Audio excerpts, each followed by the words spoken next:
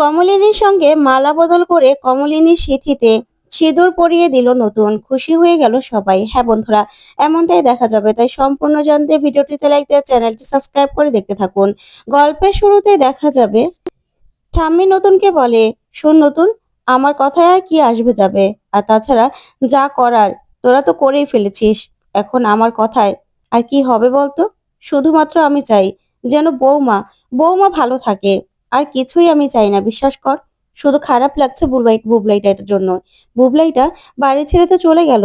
ও যদি আবার কিছু করে বসে, তখন তখন কি হবে?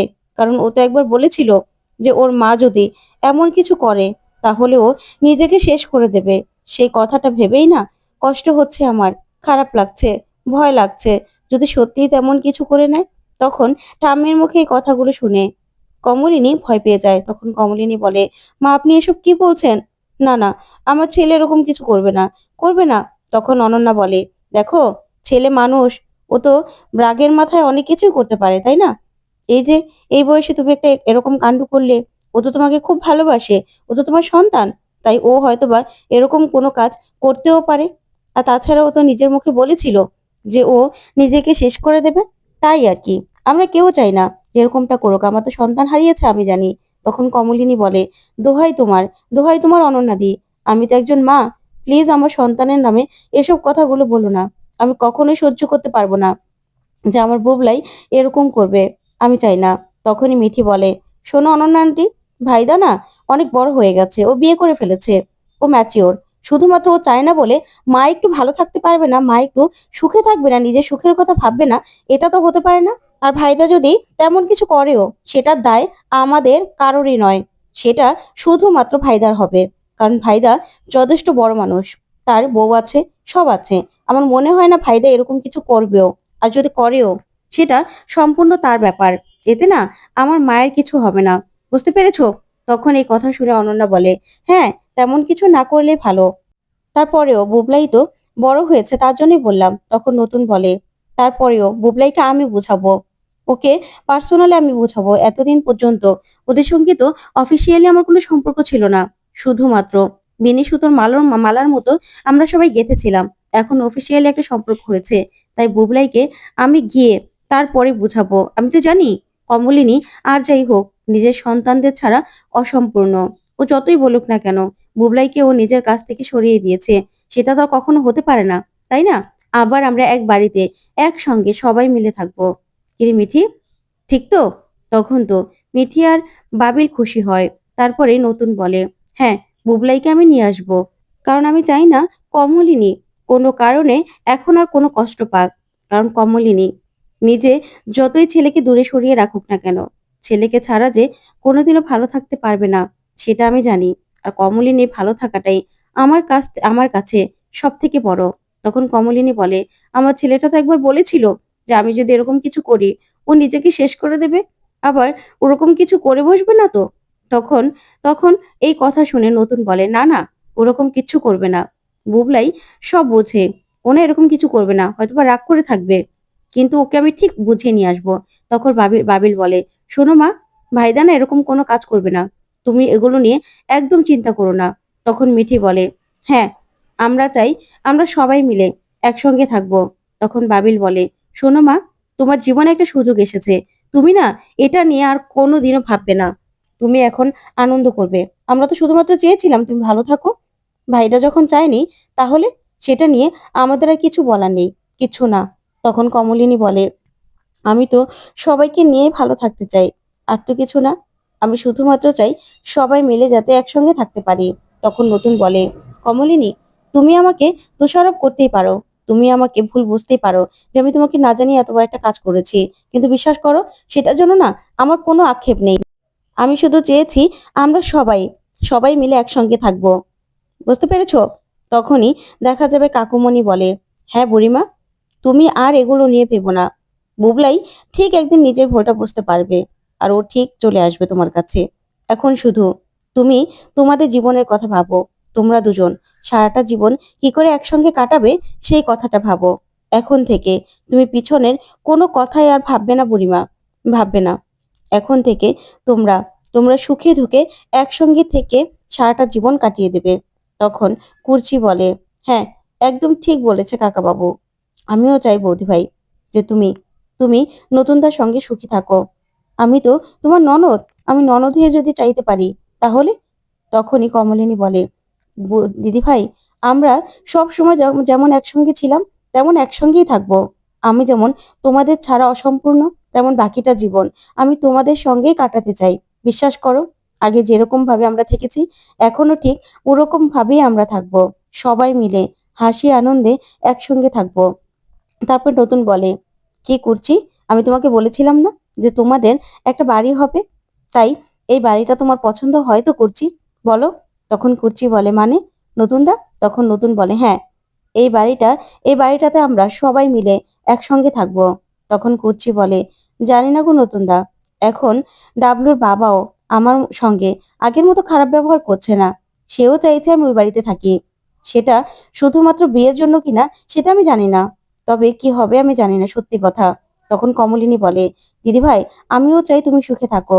তোমার অদৃশ্য সম্পর্কটা আবারও ভেসে উঠুক, আবারও ঠিক হয়ে যাক, এটাই আমি চাই। আমরা সবাই সবার মতো আনন্দে থাকবো। তখনই মিঠি বলে, হ্যাঁ মা, আমরা সবাই মিলে খুব আনন্দ করব। কারো কোনো নজর আমাদের সম্পর্কের মধ্যে পড়বে না। তারপরে দেখা যাবে মিঠি বলে, আমি তো শুধুমাত্র চেয়েছিলাম যে নতুন কাকুকে আমি যেন সারা জীবনের জন্য আমাদের বাবা হিসেবে পাই। আজকে সেটাই পেয়েছি। এর থেকে খুশি আমি আর কিছু হতে পারি না। তখনই কুর্চি বলে, দাঁড়াও, একটা কাজ বাকি আছে।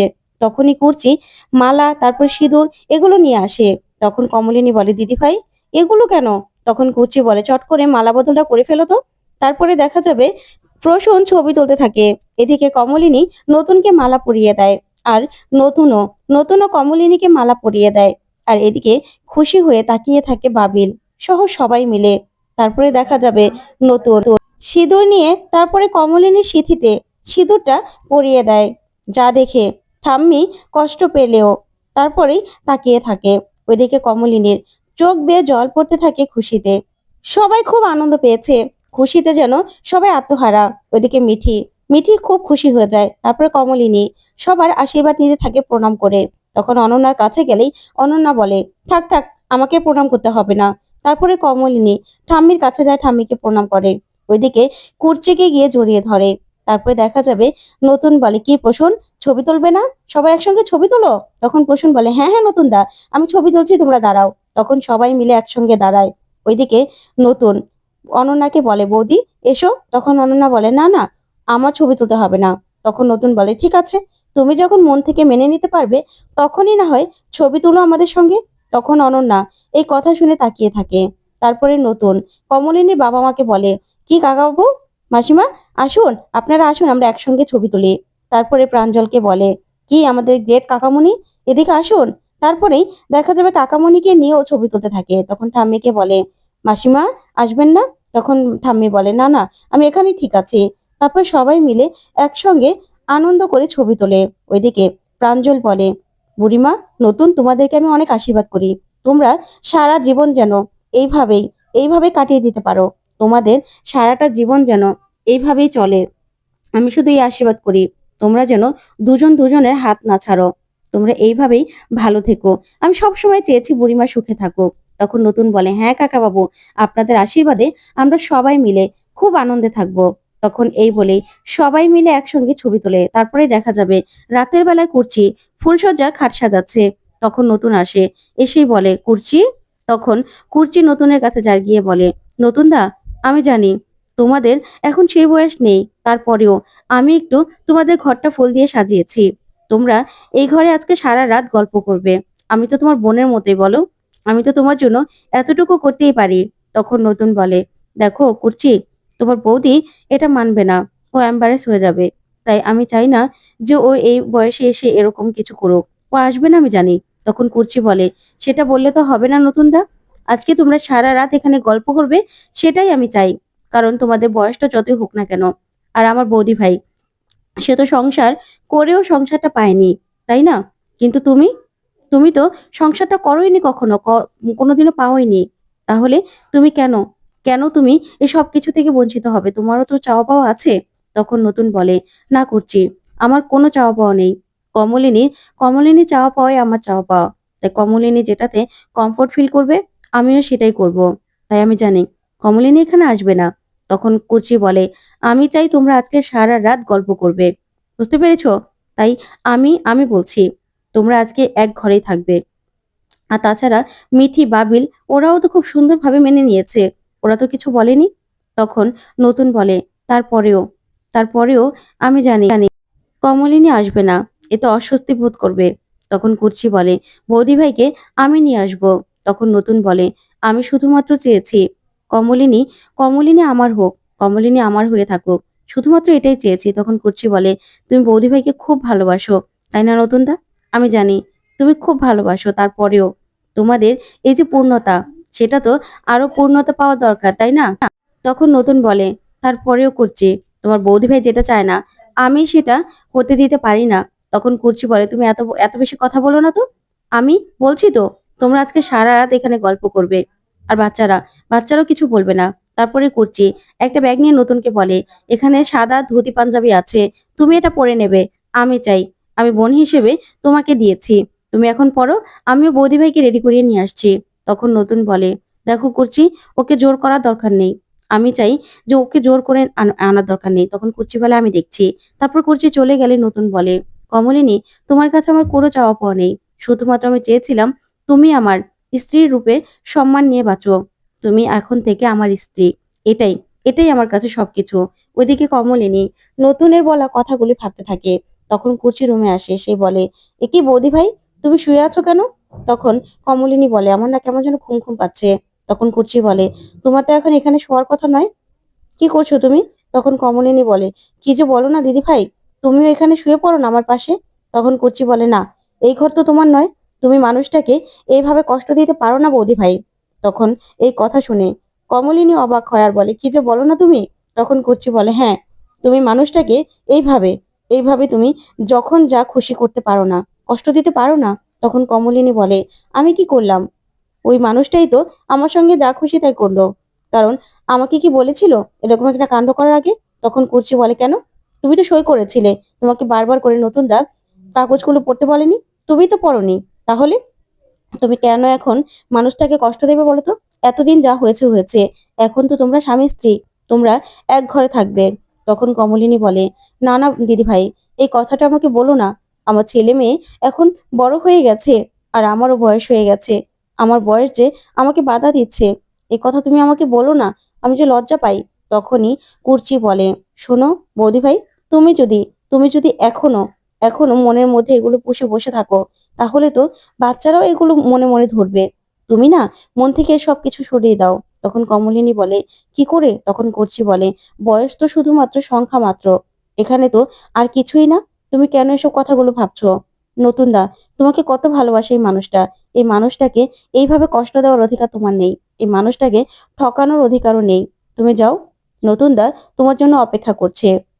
তখন কমলিনী বলে, না না, না না দিদি ভাই, আমি যেতে পারবো না। তখন কুচি বলে, তুমি অস্বীকার করতে পারবে যে তুমিও এই দিনটা চাওনি? তুমি এই দিনটা চেয়েছো। চলো, চলো তুমি।